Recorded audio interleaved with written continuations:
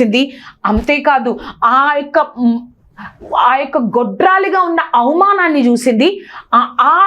ఆ రెండిటి వల్ల తను బహు జాగ్రత్తగా ఉండి చూసింది. దేవుడు చెప్తా ఉన్నాడు, ద్రాక్షారసమునైనను మద్యమునైనను అపవిత్రమైన దేనినైనను నువ్వు తినకూడదు. ఒక ఆత్మీయ అర్థం మనం చూస్తే అపవిత్రతకు పవిత్ర జీవితాన్ని నువ్వు జీవించాలి. నీతిగా నేను ఈ లోకంలో ఉండాలి. దేవుడికి ఇష్టం లేని ఏ పని కూడా ఏ విధంగా అయితే అసహించుకుంటామో, ఒక చెడుని, దేవుడికి ఇష్టం లేనిది ఏది కూడా మనం ఆ విధంగా అసహించుకునే రీతిలో ఆ విధంగా బహు జాగ్రత్తగా నేను జీవించినట్లయితే, దేవుడు మనం బహు జాగ్రత్తగా ఉన్నట్లయితే ఇక అయిపోయింది ఇశ్రాయేల్ స్థితి. ఇంకా 40 సంవత్సరాలు బాధపడ్డారు. నేను గొడ్రాలిగా ఉన్నాను, ఇంకేముంది అనుకోలేదు. వారి జీవితంలో అయిపోయింది, అంతా ఇంతే. ఇంకా చనిపోయే వరకు నా స్థితి గొడ్రాలుగానే ఉంటుంది.